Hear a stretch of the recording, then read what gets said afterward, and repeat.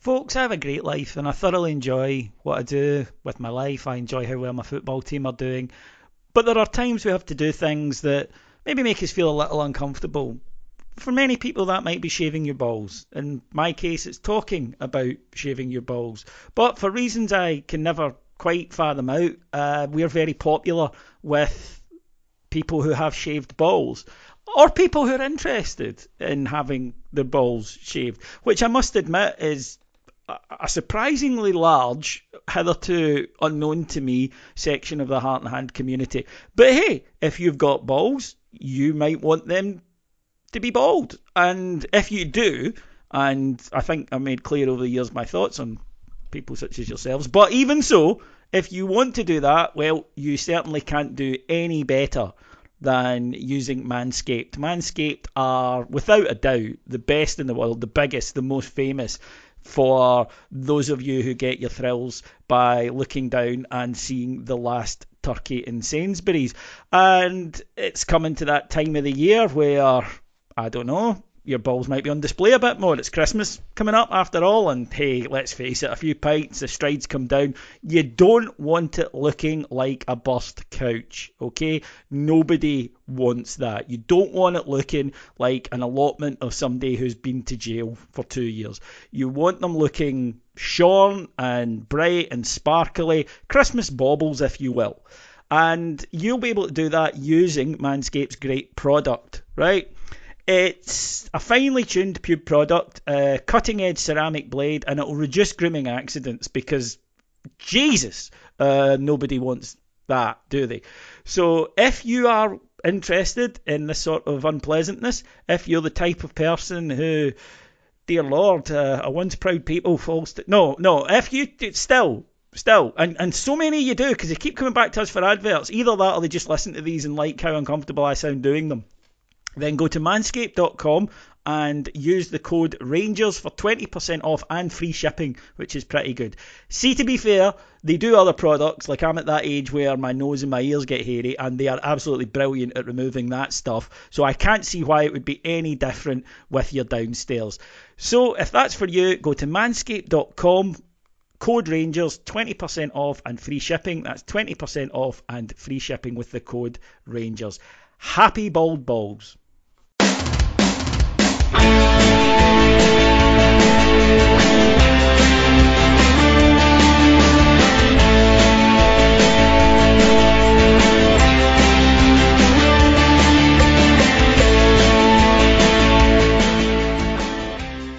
Hello everyone and welcome to Heart and Hand, the Rangers podcast. My name's David Edgar. I am your host as always, and I'm delighted this week in a little bit of CROpod fertilisation to be joined by my good friend, the man behind the Copeland Road org pod. It's Shane Nicholson. Hello Shane, how are we? Hi David, I'm good. This is great. I don't have to worry about introductions. I don't have to try to cue us up to talk about nothing for an hour and a half. Like we've actually got topics. This is strange. Yes, for those of you who don't listen to the CROpod, it's a pod about everything and nothing. And so this is a little bit less free for us. This is a little less jazz and a little more soul, I'd say. It's probably the way to describe this, because we are, of course, here to talk about Rangers winning ways away from home in the league. Not everyone can do it, as we've seen proven this season, but Rangers went off to Paisley. One of these dreaded 12 o'clock kickoffs, Shane, and look, it's a thing, okay? It's all right us laughing and joking about it, and I've joked, the players don't seem to wake up till 12:30. We just don't seem to like these early kickoffs, and I don't know why you can't, it was the same when we had no crowds. I'd argue our worst performances last season came when there were these 12 o'clock kickoffs on a Sunday. Yeah. Now, there is, of course, the European factor. We have played on a Thursday night, and we do hear managers, it's not something that you hear from Gerrard, to be fair to him, but we've heard managers down south particularly say, if we're playing in England the Wednesday, we shouldn't have the 12:30 kickoff on the Saturday. Whereas, of course, we're playing on Thursday and getting the 12 o'clock kickoff on a Sunday, but it's Scotland, we've no room for negotiation. It's the TV deal, as bad as it is. Yeah. But there is something in that teams, for whatever reason, start brighter than us in these matches, and I really don't think anyone in that opening 20 to 25 minutes could suggest anything else. I am aware St Mirren played really well in that, and they did. They were terrific. They were full of energy. In fact, we'll come to it later that I think they might have burnt themselves out in that opening 20 minutes. But this is not the first time we've seen that. No, and it really, it's going there. I mean, since that place opened in, what was that, 2009, right? Was that 2009? Yeah. I mean, we've not had a lot of comfortable results down there in the first place. And then, 25 minutes of that match, we looked like a team that wasn't there to win it. Thankfully, the 20 minutes after that, I mean, we only won 2-1, but we could have easily had 5 goals by the halftime. Connor Goldson had those 3 or 4 chances, and Haji had that one on the half turn. And, another day, that game's out of sight after 45 minutes, and we're not even having to worry about how slow the start was. But, yeah, I think you're right there, too, with St. Mirren, that, I mean, you can't keep that pace up against us. You've seen other, like Livingston's tried to do it. You'll see them come out in these bursts like 25, 30 minutes and just burn themselves into the ground. And your fitness levels are not the same. You're not the same as us. And you can't play at that, high intensity press and just try to run us into the ground, because your players are going to wear out. That's just the reality of it. I think I get the game plan from St Mirren, which was, look, let's try and catch them cold. They sometimes start these matches, because if we're aware of it, other teams are aware of it. They sometimes start these early kickoffs a bit slowly. And I do think that Rangers were maybe slightly shocked, because this was not the usual when a team does that to us. This was not they were kicking us and getting in our faces and physicality. They were just first every ball, and then they were passing it, and they were, as you say, pressing well. And I think anyone who watched Manchester United yesterday will be aware that pressing can be done very badly. But they were pressing as well. Our guys had no time on the ball whatsoever, and made mistakes, and were making errors because of that. And St Mirren were coming away with the ball. A wee word to a much maligned part of the team this season, probably in comparison with last year. The defence has not been as good. Now, last year was a freak. It was a record-breaking season, so it was, by definition, something you don't see very often. But we have been conceding goals this season. We have been conceding softer goals. The one yesterday, I don't think you blame the defence at all. I think the midfield were a wee bit slow. I think Davis and Lundstrom got a wee bit confused, and then the boys just had a screamer. It happens. I mean, I saw someone. Well, and honestly, I think McLaughlin would like to have that one back. He kind of hesitated to move, and by the time he went for it, it was too late. Well, yeah. I mean, I thought McLaughlin played well yesterday. Really did. His handling was terrific. Yeah. But someone said to me, and there's no way of proving this, and it's maybe unfair, and I apologise if it is. By the way, we're just throwing it out there. But is that maybe the difference between a really good goalkeeper and a great one, that McGregor probably does get there? Yeah. Yeah.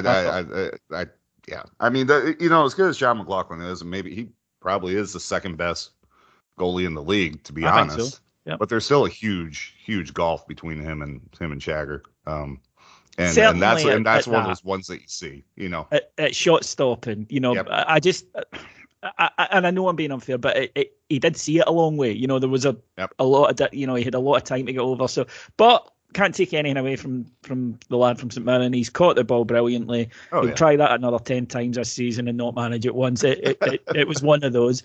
But I thought in that opening 20, when you look back, St Mirren didn't create a lot, and I think that was partially due to Balogun and Goldson in particular, who were very, very good, I thought, throughout the match. Mm-hmm. And that, if St Mirren had got a second, it would have been a long day. Yeah, that was probably Goldson's best performance of the season for me so far. Fair. I mean, it was the first time he looked like the one from last year, and again, what he was doing in their box. I mean, every set piece was dangerous with him in there. He was winning everything. So, I mean, front to back, he played great. Balogun, I mean, sad his one real howler this season was Malmo, and that's hard to let go of. But he's filling in well with Big Phil out, and to be fair, I mean, Simpson's obviously not up to it. I think we found that one out pretty quick. So, we're going to have to rely on him, and hopefully, Big Bassy, if he can stay fit and work a little bit more in that position. He seems capable of it, certainly in the league. which would be nice because that gives Balogun a little bit more time off for the European nights where he's obviously going to have to feature for the time being. Mm. Yeah, no, I absolutely agree. And I think that credit where it's due to the team that they got themselves back into it. And then, as you say, I think we went almost all out for 20 minutes before half time and were dominant, as you say, made chances and smothered them. You know, watching the game back, you don't really feel it at the time because you're just desperate for the equaliser. But we penned them in. The game was being played round about their 18-yard box. And every time the ball came out, Lundstram and Davis picked it up and it started up again.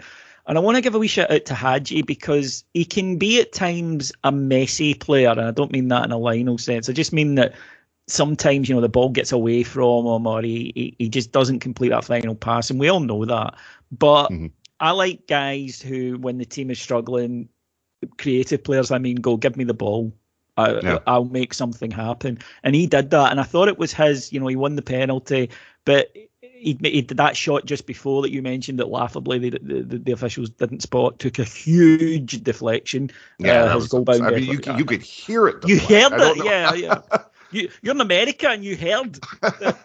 So God knows how someone on a pitch couldn't. But he just, I felt, drove us back into the game. And it is this thing we talk a lot in football about bravery. And I think in Scotland we have this idea that bravery means a hard man or winning, you know, every header in the air or putting your head in when it hurts. And that's a form of it. But it is also when there is a very demanding crowd at either end of the pitch yesterday going, no, give me it. I know I just miscontrolled it, but I'll get this one right. And I thought he really played a huge part in driving us back into it.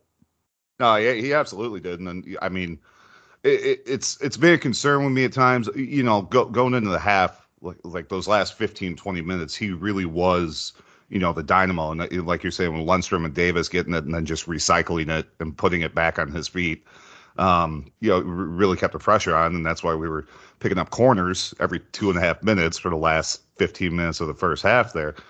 But the thing I liked, because there has been times where he's had those moments and then come back out in the second half and it just hasn't been there. But he was still absolutely the same player for the remainder of the time he was on the park. That you know, he created that other chance that Almlick had to save.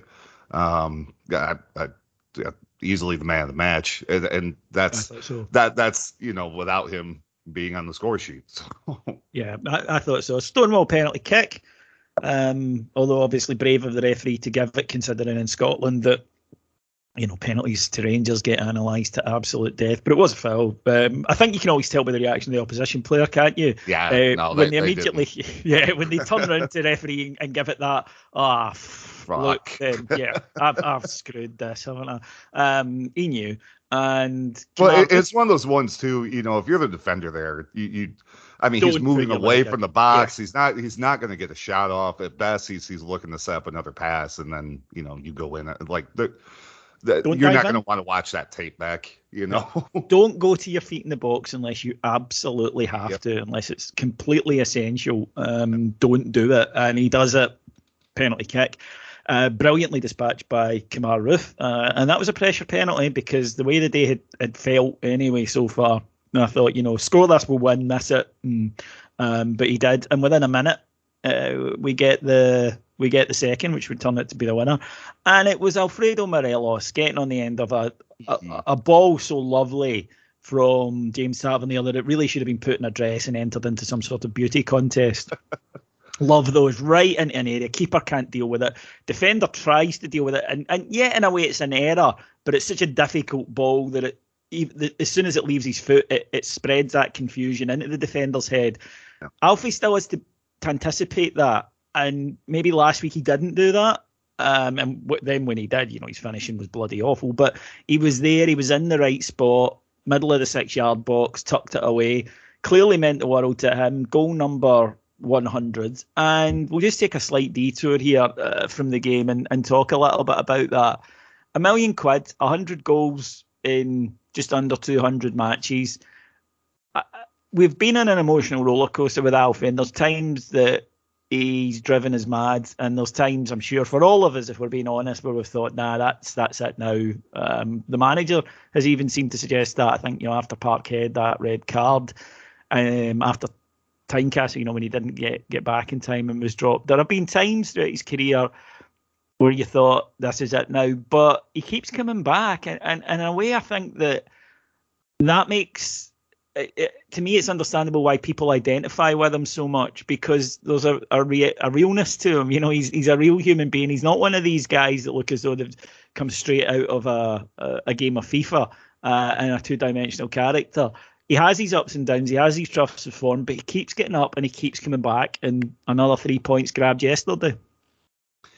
Yeah, it's great, especially with this run of fixtures that we're going to be coming into here. I mean, he's not, adverse to a goal against the Sheep, and the way their backline is right now, they've got to be fucking terrified. Dude, just as because he, like any other striker, you get that one and you get back on your form, and obviously, I mean that's a massive goal, and we're looking at a guy now who's created a goal every 100 minutes, pretty much almost on the button, 100 goals and 45 assists. So, and the other thing too, like, there's one penalty in there.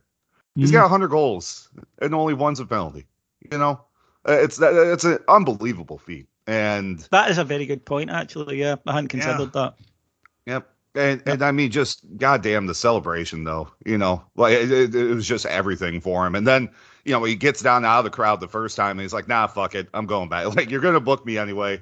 I'm getting my fill. I'm going back with my people for another 10 seconds here. And it's everything that we love about him. Just look at his face. Just look at his face. His wee face. But no, it's true, and that's why when people say things about players not caring when they're playing badly, and I'm always a little wary of that. And we've seen times, when players do clearly want away or they're falling out with the manager or whatever. But a lot of the time, it's not that they don't care; it's that they're aware of how badly they're playing.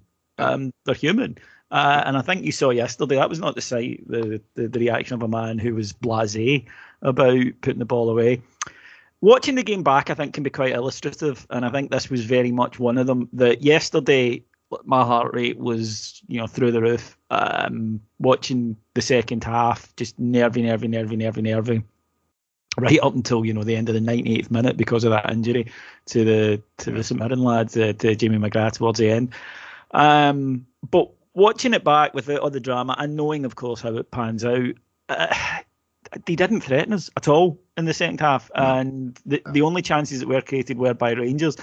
Yes, I would love Rangers to just go get the third, and then it would have been play the ball out until the end of the match. But they did do a good job of control. Now, the problem of that, of course, is Hearts. It only takes one error or a worldie or whatever. Right. And you've completely blown the full 90 minutes. So that is always in your mind. So on the one hand, I'm giving them praise because, yes, you did manage the game perfectly and saw it out no problem. Although stop giving away corners in injury time, please, or I'm heading to a pine box earlier than I should do. But go and clinch it. The first 15 minutes of that second half, go and finish it and put yourself on easy street.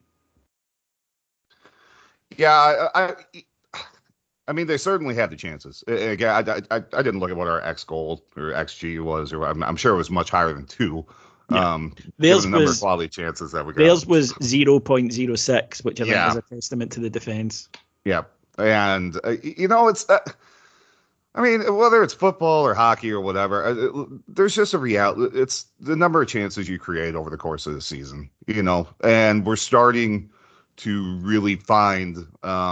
Well, I mean, between Roof and Morales getting back, hopefully on their form here, and of course we're talking about 2 guys who score a goal every other game for us. Yeah, that's good, and Haji's doing, I mean, just unbelievable shit at times, and you see, like that goal he scored for Romania at the last international break. It's like he's capable at any point of throwing one up, and also.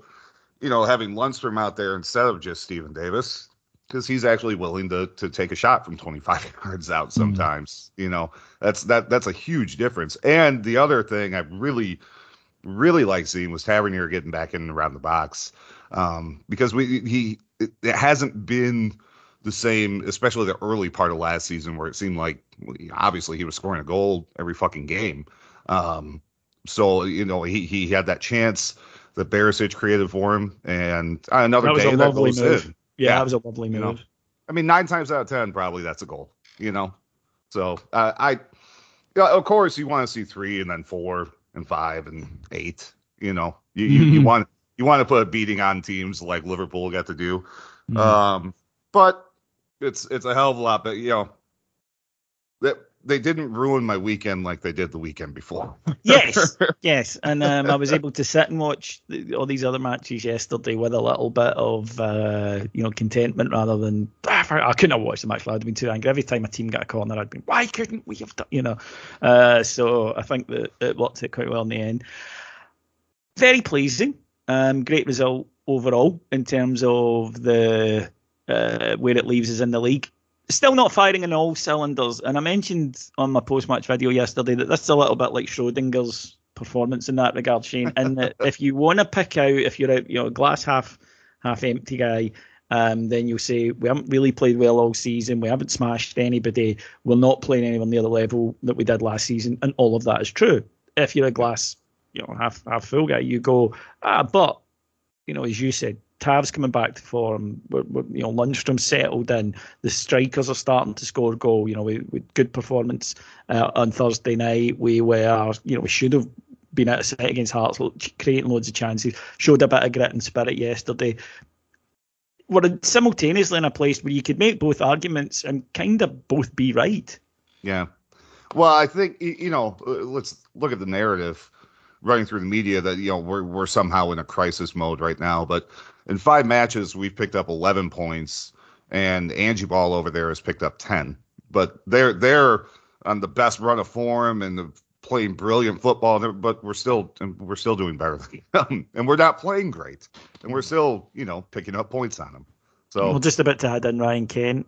Yep. Back into like a fit Ryan Kent, and it's like that's a difference maker. Even when he's not playing well, he's still a difference maker. Yeah, well, it's what he does. Even if he's not scoring goals, he's terrorizing their defense. So I think people have noticed that in his absence these last few weeks, that in terms of the out ball, the pressing, all of that, what he does when he doesn't have the ball is so vital to the side. And when he comes back, I think it's just got to be massive for us in terms of the option that it gives us. Now, before yesterday's match, the day before, in fact, some historical tweets, seems to be a running theme this season, came out to do with the St Mirren chairman, John Needham, in which he used the sectarian term Hun to refer to Rangers fans, was incredibly offensive about some of the stuff he said about the club and the fans. And in one instance, with a photograph of Rangers fans coming over the bridge on May the 15th when we got the trophy against Aberdeen, suggested that it would have been a good thing had the bridge collapsed, but the river would have been very polluted. Yeah. Now, obviously, I have some experience of this sort of offence of previous tweets going back a while, and I'm not going to be hypocritical about it. There is a couple of things, though, that I'd like to address and get your thoughts on. Mm-hmm. The first part of that is I think that you should hold chairmen of big football clubs, and St Mirren are a Premier League club, folks. We can all laugh and joke, but they are a big club in Scotland. They should be held to higher standards. It comes with the office, I would suggest. And had a Rangers chairman or even director made similar comments about Celtic supporters, he would be talking to the police today. And there's absolutely no doubts whatsoever about that. It would have been mentioned in Parliament. I'm not saying that as a joke, it's a fact. It would have been. And he apologised. Kind of, yeah. The SFA have launched an investigation into it. We'll see if anything comes of that. But Rangers have written to the SPFL, the SFA, and St Mirren to demand answers to this, and are not content with an apology because, again, there are people in positions where there are responsibilities, and there are good sides to it. If you get to be the chairman of a football club, there's a lot of fun stuff comes with that as well, and a lot of prestige. But the other side of that is your behaviour has to adapt in certain fashions. And it got me thinking to a few weeks ago when people dug out some tweets of to contribute. Well, 3. They tried with me, but they were so laughably not offensive that it was so apparently just a stitch up. But 2 of our podders had in the past tweeted some stuff that was beyond the pale. We've never hidden from that. Both of them immediately resigned and went away to go on re-education courses, to take steps, because they both went, that's not who I want to be. I want to be a better person, and I am genuinely sorry about this. So they put out a statement each. There were the words, but there have been actions that both of them voluntarily removed themselves from something that they loved doing. Both of them voluntarily went into their workplaces, and it cost them to do that. And both of them have voluntarily said, no, there need to be consequences for what I did. Yeah. And that came after a witch hunt against us in front page of the papers, etc. At the time of writing, this story's been live for 3 days. No newspaper has touched it. None. No. I think the STV finally has a package coming on the newscast tonight. Graham and Bardwaj did, to his credit, but that is it. The rest of them have not touched this story as of yet. Nil by Mouth, the anti-sectarian charity, which gets its funding direct from the Scottish Government, who you'll recall were last spotted saying that the song Sloop John B was a sectarian dog whistle, a racist dog whistle nonetheless, came out and said in a tweet that they noted the derogatory, and you'll note racist for us, derogatory for them, comments of John Needham, and that he should make a donation to the Rangers Charity Foundation. So, in essence, for us, you should be hounded. You should be removed from your position. You should lose your livelihood. You should have your family life turned upside down. You should be publicly shamed. For them, there's a sectarian swear box, and if you do a sectarianism, just stick £1 in it and it'll all go away. It does seem a double standard to me, Shane. Yeah, I posed the question. I'm sure I won't hear back. One, they made it difficult to query them, because unlike with the furor that they had over Brian Wilson last week, they didn't allow responses to their one statement that didn't even name John Needham. So that was a plus. But also, like I said, you couldn't respond to their comment on Twitter. I was curious, is there a conversion chart for racism's done to charitable donations? Do we have a baseline figure so that I know in the future, you can do a cost benefit analysis to how racist you want to be, apparently, and just figure out what the financial burden is. There's another part here too with Needham. This wasn't historical. And I'm sick of that term getting used every goddamn time. This guy's timeline is littered with this shit for years. It wasn't like they went back and found something from 12 years ago. And it's May the 15th. Yep. Yeah, yep. I mean, May this year. Yep. And, if, as you said, let's imagine Dougie Park had a Twitter account, which, unthinkable in the first place. But if he did, and you could go through and find him calling them unions and, Ariers and other words that I'm not going to say the full one here, he would be out on his ass from Scottish football. The club would be fined, I'm sure massively. There would be, as you said, government action being taken. You wouldn't be able to hear the end of it from the likes of Dornan and all the usual assholes. And instead, it's amazing that all the usual suspects when this kind of stuff comes up the other way all seem to have lost their mobile phones. Because none of them have really had a single statement. The only person who even said anything was Graham Spears, who said, why should I have to comment on his apology? It's like, well, no, that's not the point. The point is that you don't wait for anybody else to issue an apology. You're always the first one in on this shit, But in his usual fashion, obviously he's going to pick and choose where he decides to hang his hat on this. And I understand that, believe it or not. I understand. No, I do too. Have an audience. You can't. Well, that's it. You can't pretend then you're neutral. You can have an audience, and I think in a way that I'm almost freed from stuff like that, because I am here at Heart and Hand, and you are at CROpod. We have an agenda, And we will say we have an agenda. We are Rangers supporters and we want Rangers to do well. And we like Rangers and Rangers fans and we want them to do well. It doesn't stop us condemning stuff, which we've done repeatedly over the year. If there's stuff that embarrasses Rangers, then you and I will be up there saying, and the vast overwhelming majority of Rangers fans I know will say the same.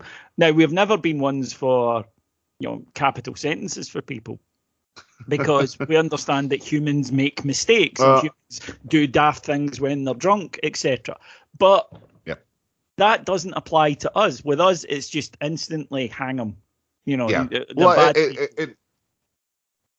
See, and this is the thing I hate with the Needham here, because part of his little mealy mouth fucking apology to these posts are completely inappropriate and do not reflect my character or beliefs as a person. No, they do. Because you can't say this kind of stuff repeatedly over a number of years. And then, of course, when you get caught out, which in this day and age, especially with us, you are going to get caught out. No, you can't just wash your hands of it by saying it doesn't represent you as a person. It clearly does. It clearly does. So just own it. Own that. And deal with the consequences that are going to come, hopefully, your way. I mean, I doubt it. I doubt the SFA or the SPFL will do anything, but I'm sure we'll get some more statements, and people are going to work on their decorum and that kind of thing. Yeah, I think it's this idea.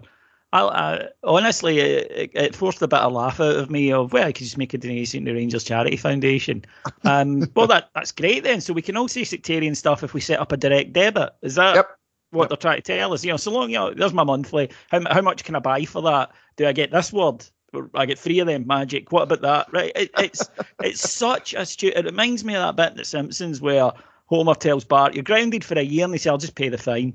That there is a reason that consequences should happen, but consequences can only happen when you're truly sorry for something. And he's not sorry. He's sorry that it's a thing. He's sorry that it's become an issue. He got caught. Yeah, he's sorry he got caught. Although, incidentally, mate, you didn't get caught so much doing a crime as you did a crime and then decided you would show it to the world. That's just for future reference. If you're doing a crime, folks, probably best not to then go and put it in your public social media.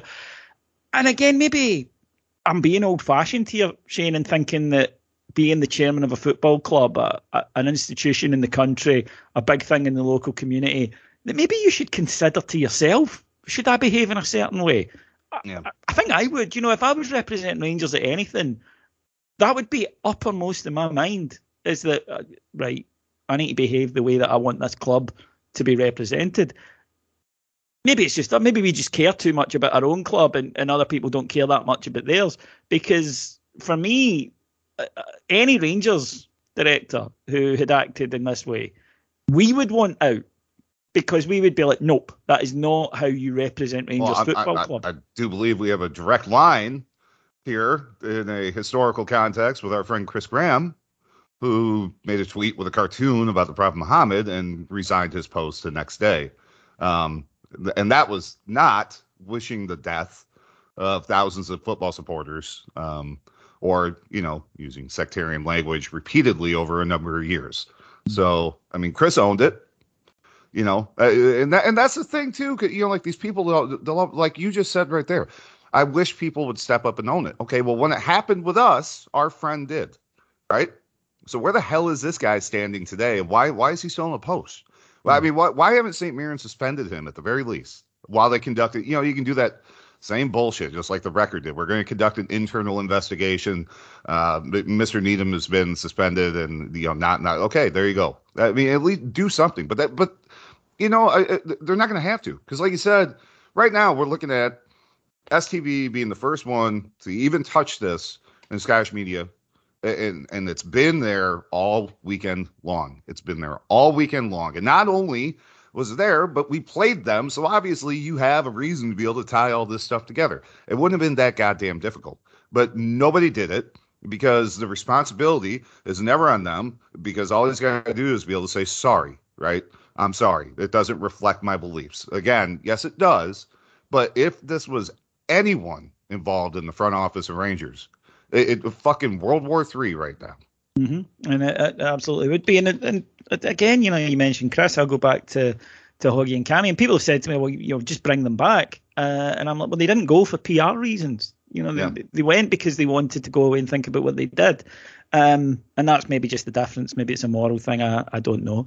Speaking of morals, of course, Scottish morality crusader Lonely Bill Leckie has been back today, where he has been commenting and saying there's so much abuse at the football matches. Football players get so much or more into the abuse. Poor Lee Griffiths at the weekend. The Hearts fans gave a hard time. And as we all know, it's never his fault. It's always a victim. And that the Hearts fans were incredibly nasty to him, which they were, incidentally. Not based on anything that there isn't some evidence of. It's fair to say. It wasn't based on his skin colour or, some sort of protected category. It was based on things he has done in the past. Racially abusing a Hearts player? Racially abusing a Hearts player or being questioned by the police for sending suggestive messages to underage girls. Yeah. It was kind of, his own shit that they had to go. But, it's a legitimate thing to say that footballers suffer terrible abuse, which they do. And a lot of it is unfair. And even at a match, personally, I don't think it's the best thing in the world to stand up, although we've all done it, and I hold myself here. We've all said, you're useless. See you next Tuesday, right? We've all done it. But this is the guy who called Alfredo Morelos a waster, huffy, and talked about his resting bitch face in an article. Now, none of that is heat of the moment stuff. None of that is to try and put someone off their game during a game, which is never a great excuse, but at least it's a reason you can offer. This was, he sat down as part of his job and decided just to insult this guy, call him names for no reason, just because he doesn't like him. The hypocrisy in our country, and in our country, full stop, but in Scottish football is fucking nauseating. Yeah, it's we've talked before on the pod, the CROpod, about Leckie and Irvin Welsh and all these other, basically they might as well just say I don't like him because he's black and Colombian, right? They make veiled references to cocaine smuggling and all that. It's the most odious, racist, horrible, vile shit. It's awful, all of it. And I guess I can give Griffiths credit. He didn't fire a missile back into the crowd this time, so he has performed better in that regard. But with Leckie, this column, like you said, if you stack it up against the Morelos one directly, and any number of other things he's said over the years, it just one more reinforces just how bitter and racist and xenophobic this man is. And it's like excuse me, like Needham saying, this is completely inappropriate, doesn't reflect my character. No, this reflects Bill Leckie's character. This is what he is. This is what he's always been. And it's I mean, I don't know how you're not embarrassed to pen this kind of thing as a professional. I could never imagine in my 15 years of doing that kind of crap, writing something like this about that ill of a character. And as you said, people don't hound Griffiths because, whatever. There's very, very real, tangible reasons. And again, especially for the Hearts fans, this is a convicted racist. I mean, this isn't speculation, it's there. Hello, everyone. I just want to take a few seconds out of the show to talk about NordVPN. I've always wanted to do that, by the way, hey, let's take a moment to talk about something important. But this is quite important. It's about internet security, and it's about NordVPN, who are an official partner of Rangers, giving you the ability to be anywhere in the world and, more importantly, protected when you're online. If, like me, you run your life from your phone or you live on your laptop, then you're going to find yourself at times using things like public Wi-Fi, whether it be on a train or in a coffee shop or a football stadium or whatever. And you're also going to be using 4, maybe 5G, whatever. And these are places that get targeted by hackers. They want your personal information. They want your passwords. They want access to things that they should not get access to. And NordVPN can stop them from getting it. And you can get an offer if you go to NordVPN.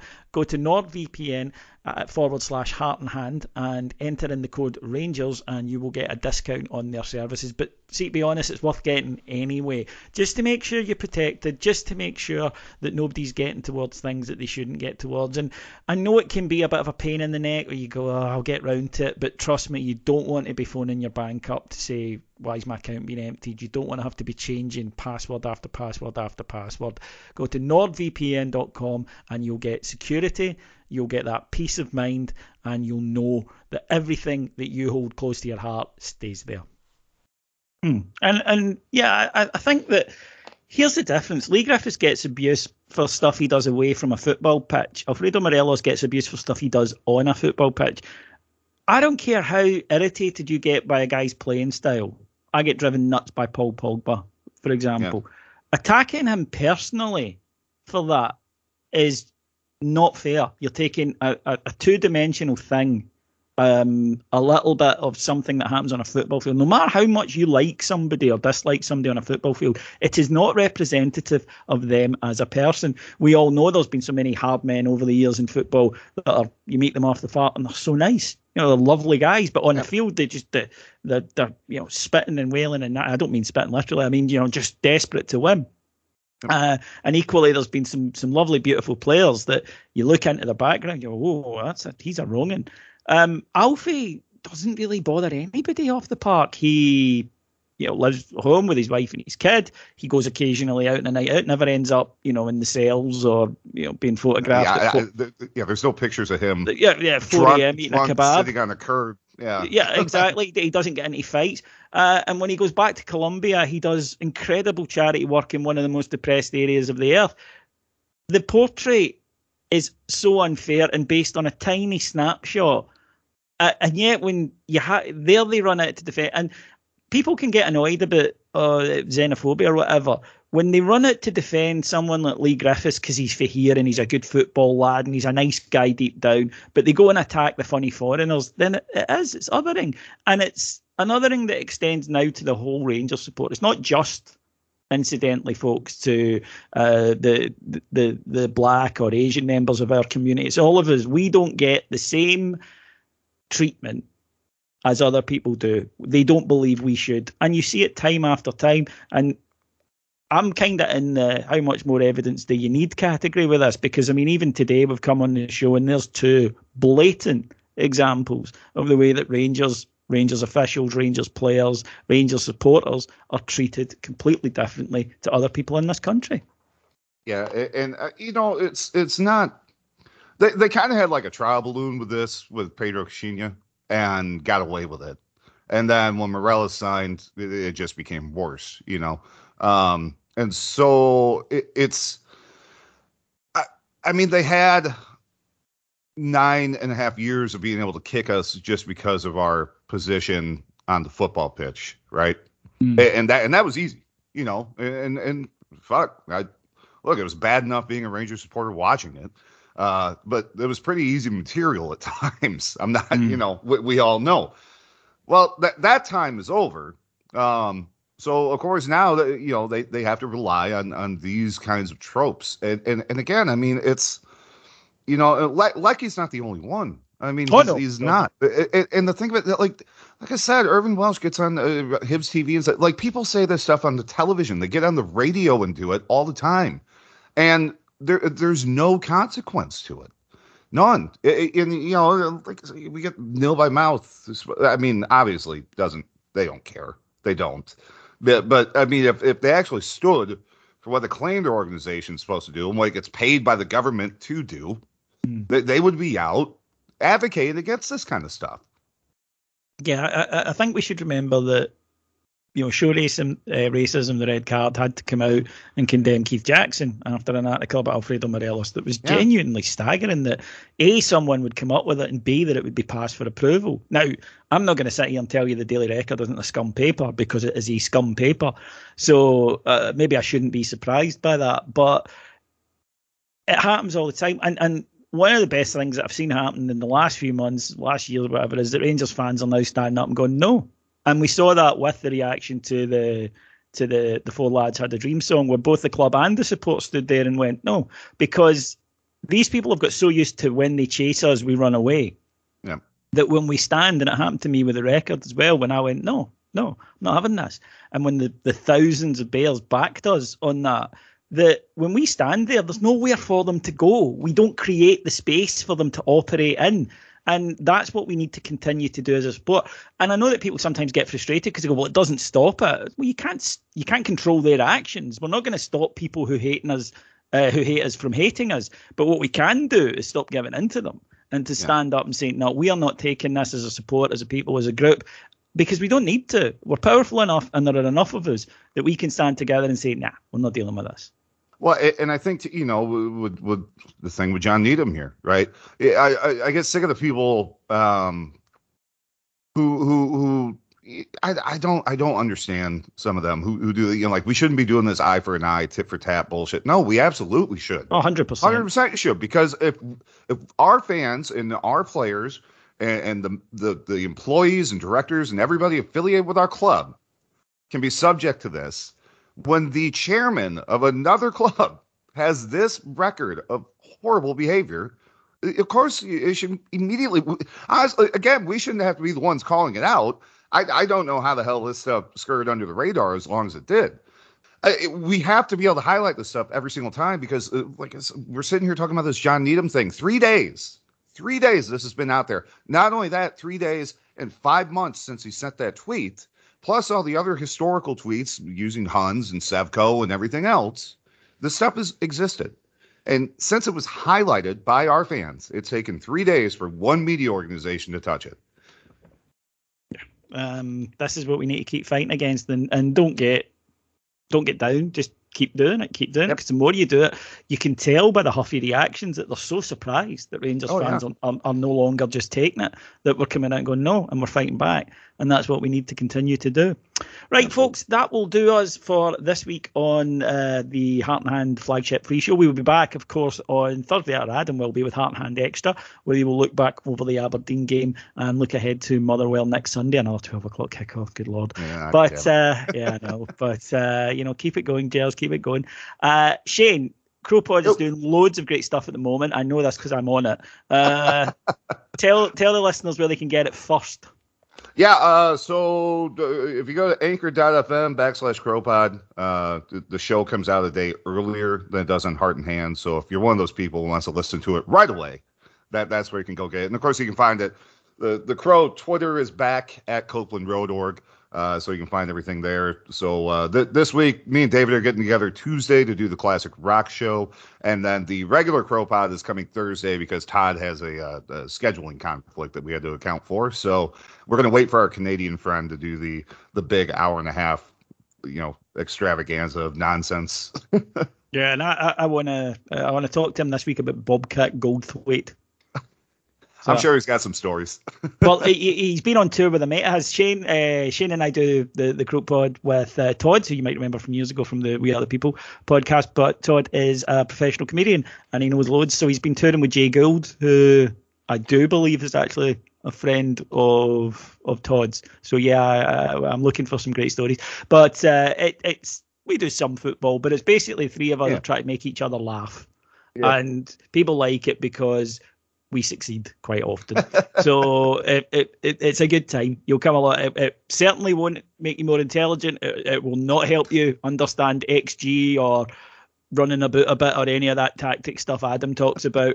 But if you want to hear about, oh God, anything and everything about what Florida men have got up to this week, about injecting bleach, anything like that. What's the episode you just watched? We are the pod for you. Shane, thanks for doing this today, mate. Absolutely. It's been a pleasure. I'll talk to you tomorrow, man. Superb. Check that out, folks. And remember, you can hear more from me over on Heart and Hand on Patreon, patreon.com/Heart and Hand. Thanks for listening. 3 points on Wednesday night. It would be nice. A few goals as well, Rangers. And we'll talk to you again on Thursday. Till then, take care. Bye-bye.